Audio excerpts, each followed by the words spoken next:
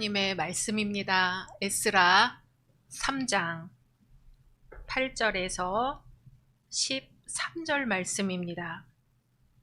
에스라 3장 8절에서 13절 한 절 한 절 교독하겠습니다. 예루살렘에 있는 하나님의 성전에 이른 지 2년 둘째 달에 스알디엘의 아들 수룹바벨과 요사닥의 아들 예수아와 다른 형제 제사장들과 레위 사람들과 무릇 사로잡혔다가 예루살렘에 돌아온 자들이 공사를 시작하고 20세 이상의 레위 사람들을 세워 여호와의 성전 공사를 감독하게 하매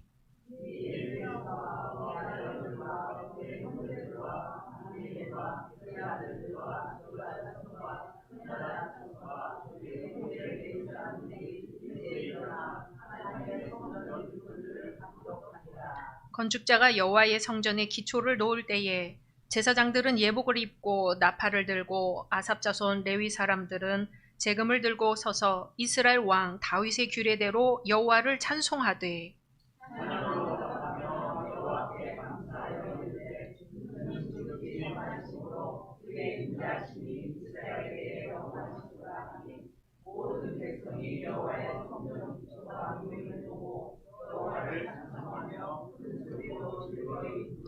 제사장들과 레위 사람들과 나이 많은 족장들은 첫 성전을 보았으므로 이제 이 성전의 기초가 놓임을 보고 대성 통곡하였으나 여러 사람은 기쁨으로 크게 함성을 지르니 백성이 크게 외치는 소리가 멀리 들리므로 즐거이 부르는 소리와 통곡하는 소리를 백성들이 분간하지 못하였더라. 아멘.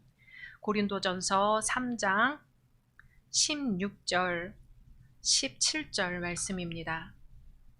고린도전서 3장 16절 17절 말씀 한 목소리로 합독하겠습니다. 너희는 너희가 하나님의 성전인 것과 하나님의 성령이 너희 안에 계시는 것을 알지 못하느냐?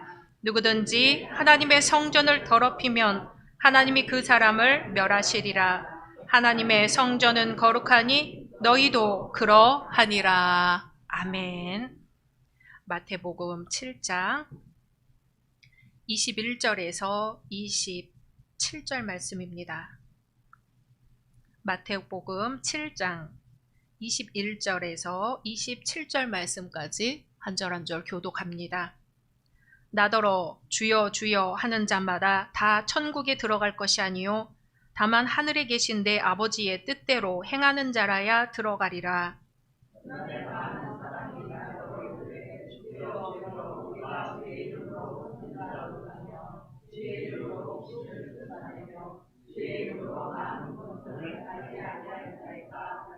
그때에 내가 그들에게 밝히 말하되 내가 너희를 도무지 알지 못하니 불법을 행하는 자들아 내게서 떠나가라 하리라.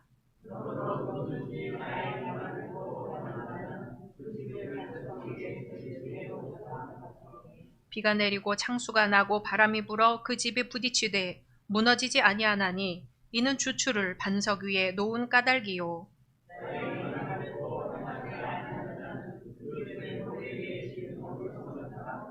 같이 비가 내리고 창수가 나고 바람이 불어 그 집에 부딪힘에 무너져 그 무너짐이 심하니라. 아멘.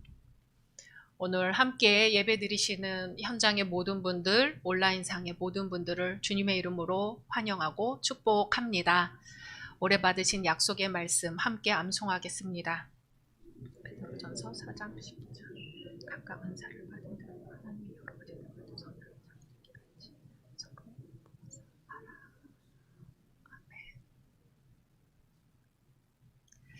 말씀대로 이루어 주실 줄로 믿습니다. 지난주 새벽 말씀에서 역대기를 마무리하고 에스라로 들어갔습니다. 역대기와 에스라 사이에는 바벨론 포로 생활이라는 약 70년간의 암울한 역사가 생략되어 있습니다. 유대 민족이 바벨론에서 비참한 포로 생활을 하였지만 이제 하나님의 은총으로 그리운 고국에 돌아와 국가를 재건하게 되는 과정의 기록이 바로 에스라서입니다. 바벨론을 무너뜨린 바사이의 고레스 왕은 피정복민들에게 유화 정책을 펼치지요. 그러니까 아수르나 바벨론의 왕들이 그랬던 것처럼 피정복민들을 강제 이주시키기보다는 오히려 피정복민들로 하여금 각자 본토에 거주할 수 있도록 허용하였고, 특히 자신들의 고유한 종교를 신봉할 수 있도록 관용을 베풀었습니다.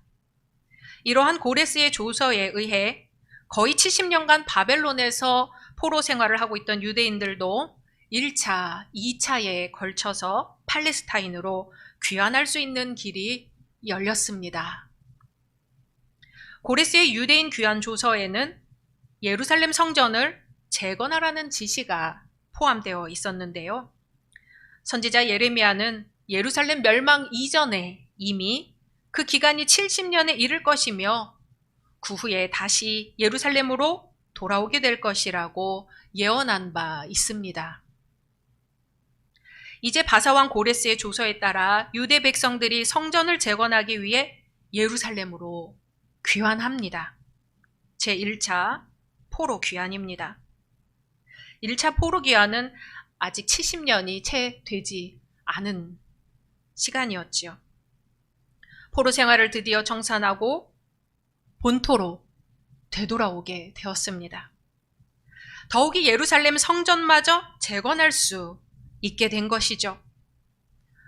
유대인들은 벅찬 감동을 안고 고향으로 떠나게 되었습니다. 이때 고레스 왕은 바벨론의 느부갓네살이 탈취했던 예루살렘 성전의 금그릇, 은그릇, 그러한 모든 성전 기명들을 다시 돌려주었습니다. 그러나 제1차 귀환에 동참한 유대인들의 숫자가 불과 5만 명에도 미치지 못했다는 사실을 보면요, 상당수의 사람들이 황폐해진 예루살렘으로 되돌아가서 어떻게 살아야 하나 두려워했기 때문으로 풀이됩니다. 70년 동안 바벨론에서 이룩한 생활 기반을 모두 버리고 떠난다는 것이 결코 쉬운 일이 아니었던 것이죠. 무려 900km 이상의 험난한 길을 가야 합니다. 그리고 그곳은 모든 것이 갖춰져 있는 살기 좋은 곳이 아닙니다. 아니, 오히려 예루살렘은 폐허가 되어버렸지요. 바벨론이 쳐들어와서 모든 것을 무너뜨리고 모든 것을 빼앗아 가버린 황량한 곳입니다. 꼭 돌아가야 할까? 그곳에 뭐가 있다고? 이곳에서 결혼하고 아들, 딸 낳고 이미 기반 잡아 잘 살고 있는데 아무것도 없는 그곳에 어린애들을 데리고 걸어서 900km를 걸어가야 하나? 선택의 자유가 있었습니다. 바벨론에 남아있을 것인가? 예루살렘으로 돌아갈 것인가? 이 말씀을 보면 꼭 아브라함이 생각이 납니다. 떠난 사람 하면 바로 아브라함이지요. 창세기 12장 1절 우리 같이 볼까요? 시작. 여호와께서 아브라함에게 이르시되 너는 너의 고향과 친척과 아버지의 집을 떠나 내가 네게 보여줄 땅으로 가라. 아멘. 떠나라. 내가 네게 보여줄 땅으로 가라. 왜 떠나라고 하시냐면요. 2절 읽어보겠습니다. 내가 너로 큰 민족을 이루고 네게 복을 주어 네 이름을 창대하게 하리니 너는 복이 될지라. 아멘. 왜 떠나라고 하시냐면요. 떠나게 되면 내게 복을 주어 너 자신이 복이 되게 하겠다 하시는 겁니다. 이 말씀에 순종하여 아브라함은 어떻게 했나요? 잘 아시는 바와 같이 떠났습니다. 우리 4절 이어서 읽겠습니다. 이에 아브라함이 여호와의 말씀을 따라갔고 롯도 그와 함께 갔으며 아브라함이 하란을 떠난 때에 75세였더라. 아멘. 고향과 친척과 아버지의 집을 떠나는 것 쉽지 않습니다. 당장 필요한 것들만 가지고 가는 겁니다. 그리고 나머지는 우리가 학연, 지연, 혈연이라고 하잖아요. 그거 다 내려놓고 떠나는 겁니다. 왜냐하면 하나님이 그렇게 말씀하시니까요. 그렇게 할 때 복을 주겠다 하시잖아요. 그렇게 할 때 너 자신이 복 그 자체가 된다고 하시잖아요. 바벨론에서 예루살렘으로 떠나는 길은 마치 아브라함이 떠나는 길과 같습니다. 아브라함도 하나님의 말씀 따라 가나안 땅으로 떠났고 지금 유대 민족들도 바벨론에서 과거 아브라함이 약속받았던 그 예루살렘으로 떠나는 겁니다. 이들 중에는 바벨론에서 태어났기 때문에 예루살렘을 전혀 모르는 사람들도 있습니다. 벌써 시간이 얼마나 흘렀어요. 하지만 바벨론 땅에서 닦은 생활 기반이 아무리 든든하고 또 바사왕 고레스의 통치가 아무리 관대할지라도 하나님의 성전을 재건하기 위해서 지금 떠나는 겁니다. 애굽에서 종살이 하던 이스라엘 백성들도 떠났지요. 왜 떠났어요? 광야에서 하나님께 예배드리려고 떠났습니다. 지금 유대 민족도 무너진 예루살렘 성전을 다시 세우고 그곳에서 옛날처럼 하나님 앞에 예배드리려고 지금 떠나는 겁니다. 바벨론이 아무리 익숙해도 바벨론에 아무리 좋은 것들이 있어도 그곳은 하나님께 온전히 예배드릴 수 있는 곳이 아니었습니다. 그렇게 가족들을 이끌고 모든 재산을 처분하고 900km나 되는 먼 길을 걸어갑니다. 길을 떠나고 막막한 광야를 지날 때 이들의 마음은 어땠을까요? 그곳에 무엇이 기다리고 있을지도 모르고 먹고 살 거리가 뭐가 있을지도 모릅니다. 그저 한 치 앞도 모르는 길을 오직 하나님만 바라보고 걸어가는 길입니다. 그리고 그립고 그리웠던 고향 땅에 도착했습니다. 어떤 이는 이미 돌아가신 아버지와 어머니의 땅에 돌아온 것이지요. 우선 그들은 제단을 쌓고 번제를 드렸습니다. 아직 성전은 재건하지 못했지만 폐허가 된 그곳에서 먼저 하나님께 예배를 드립니다. 성전 건물을 짓기 위해 석수와 목수를 고용하거나 목재를 준비하는 일이 급선무가 아니라 하나님 앞에 먼저 자신들의 영적 상태를 점검했습니다. 그리고 바벨론에서 귀환한 그 이듬해에 드디어 성전 재건을 위한 착공식이 거행됩니다. 그리하여 바벨론 군대의 침공으로 인해 BC 586년에 파괴된 예루살렘 성전은 드디어 복구가 시작됩니다. 스룹바벨과 예수아를 중심으로 합심한 유대 백성들은 초막절을 지킨 후 약 7개월간의 준비 과정을 거쳐 성전 기초를 놓음으로써 비로소 공사에 착수합니다. 성전 기초를 놓는 광경을 보고 제사장들과 레위인들과 족장들 중에 많은 노인들은 회한에 못 이겨 통곡했습니다. 옆에서는 성가대의 찬송이 울려 퍼지고 있었죠. 솔로몬이 건축했던 첫 성전을 눈으로 보았던 나이 많은 제사장과 레위 사람, 각 가문의 우두머리들은 통곡을 하면서 울었습니다. 이들은 무너진 성전의 기초가 다시 놓인 것을 보면서 물론 말할 수 없이 큰 기쁨이 있었지만 동시에 지나온 세월 동안 겪었던 수많은 일에 대한 감회가 있었습니다. 하나님과 잘 소통했던 때의 그리움, 하나님의 경고에도 불구하고 하나님을 떠나 있었던 때에 대한 후회, 마침내 하나님의 징계를 받아 성전을 잃고 다른 나라에서 겪어야 했던 괴로움, 그리고 이제 하나님의 인도하심에 따라 다시 하나님과 소통할 수 있게 된 감격까지 그 마음에 모두 있었습니다.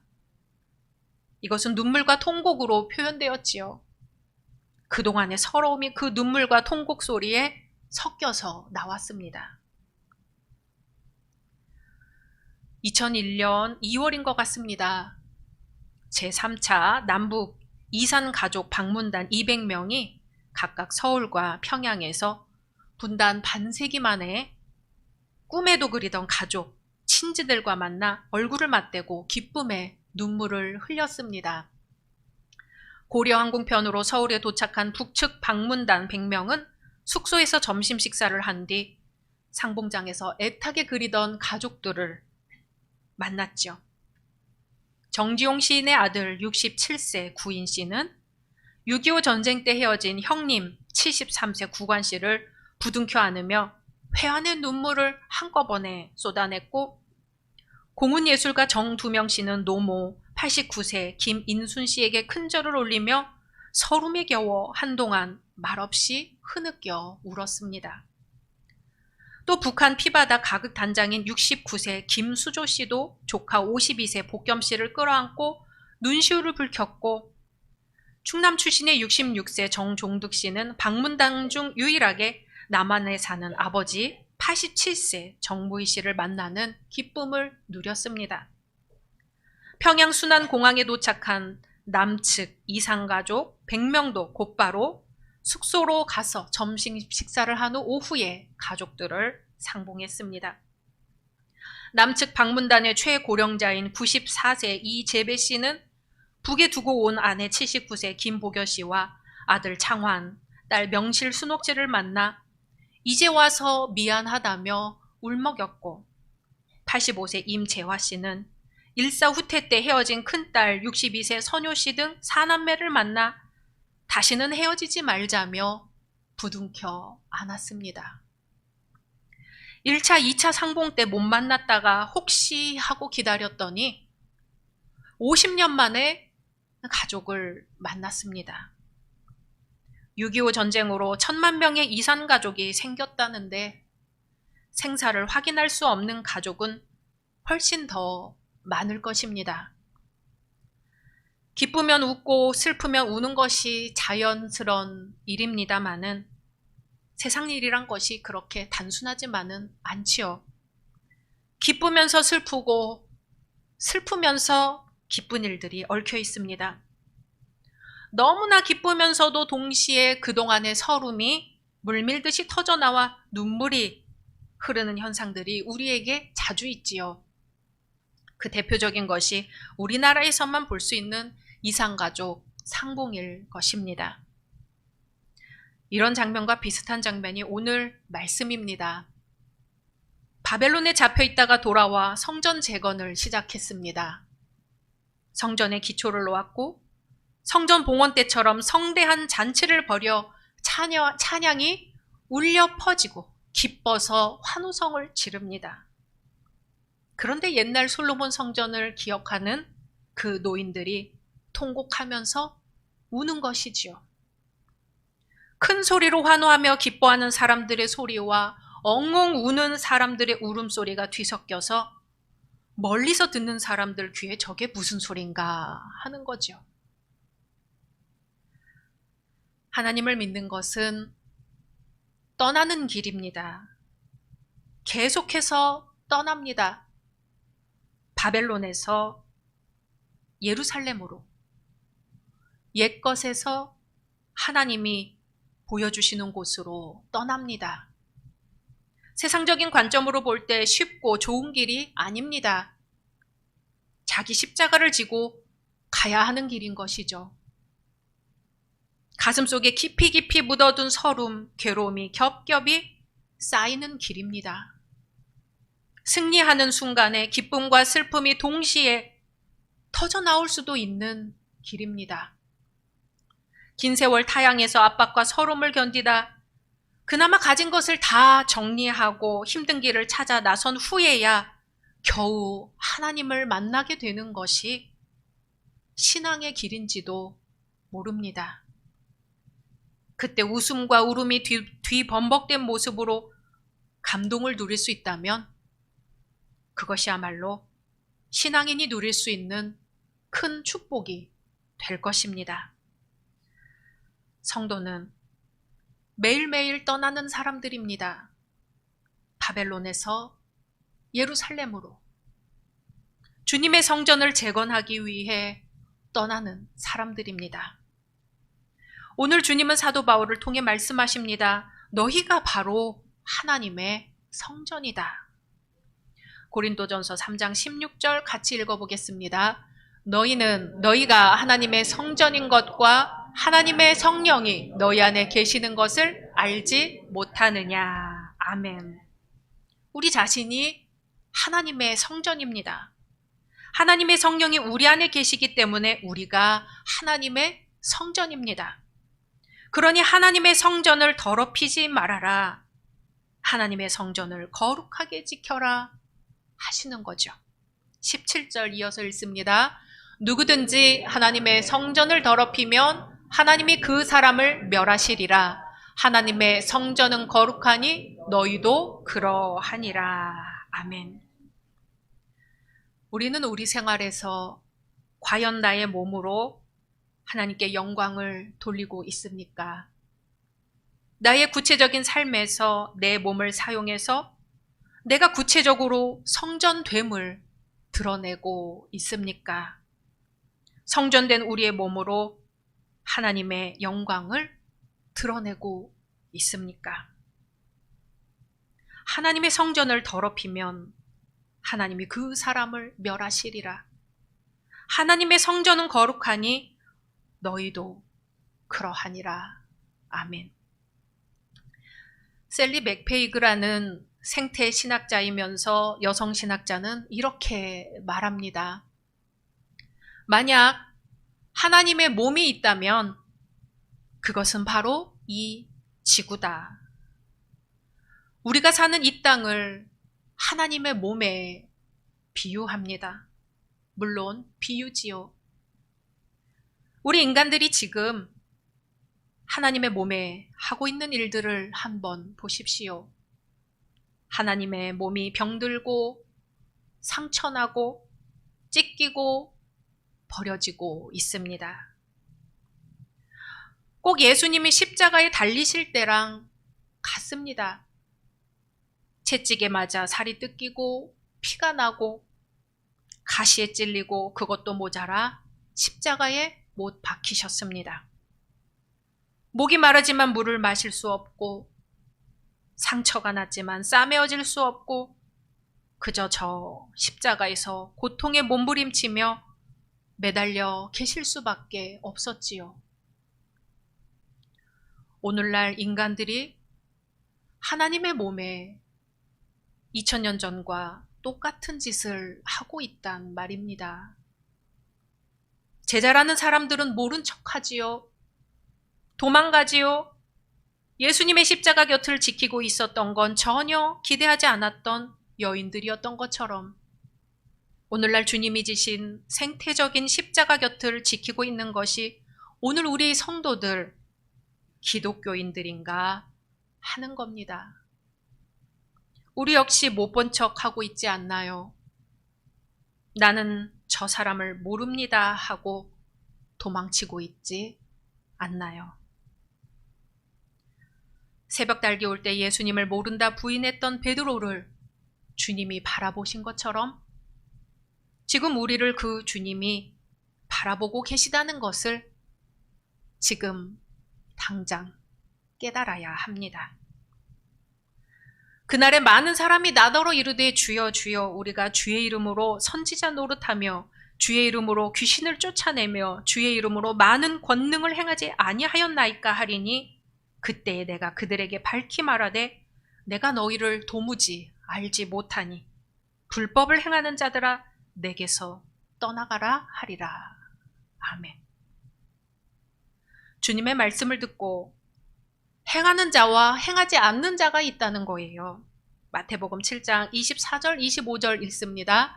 그러므로 누구든지 나의 이 말을 듣고 행하는 자는 그 집을 반석 위에 지은 지혜로운 사람 같으리니 비가 내리고 창수가 나고 바람이 불어 그 집에 부딪히되 무너지지 아니하나니 이는 주추를 반석 위에 놓은 까닭이요. 아멘. 그럼 행하지 않는 자는 누구입니까? 26절, 27절입니다. 나의 이 말을 듣고 행하지 아니하는 자는 그 집을 모래 위에 지은 어리석은 사람 같으리니 비가 내리고 창수가 나고 바람이 불어 그 집에 부딪힘에 무너져 그 무너짐이 심하니라. 아멘.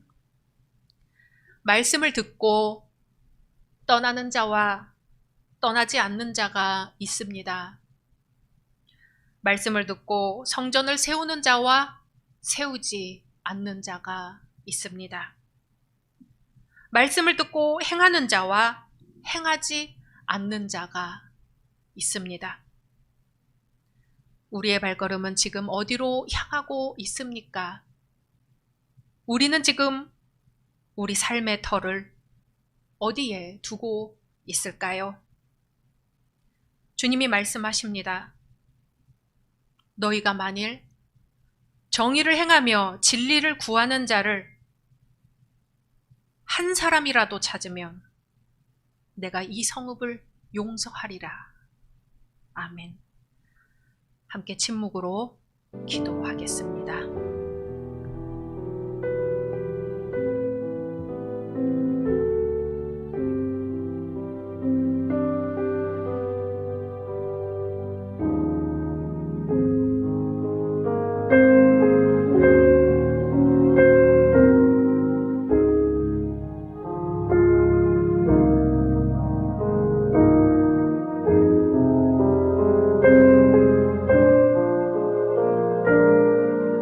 주님, 이 시간 생태적인 십자가에 달리신 예수님을 바라봅니다.